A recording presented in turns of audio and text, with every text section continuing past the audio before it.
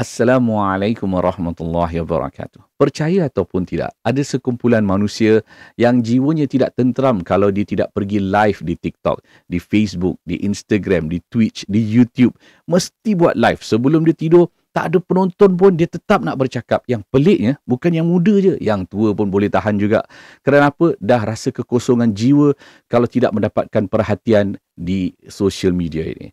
Kita tanya diri kita, apa yang buat jiwa kita kosong? Kerana apa? Kita lupa tentang sunnah-sunnah Nabi Muhammad SAW. Kita tidak membaca Al-Mulk sebelum kita tidur. Kita tidak berzikir, kita tidak mengadu hanya kepada Allah Subhanahu Wa Taala.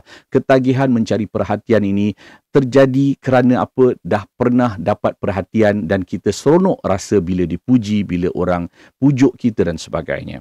Mengadulah hanya kepada Allah Subhanahu Wa Taala. Tidur awal, bangun sepertiga malam, mengadu hanya kepada Allah Subhanahu Wa Taala. Lihatlah perbezaan ketenteraman jiwa kita.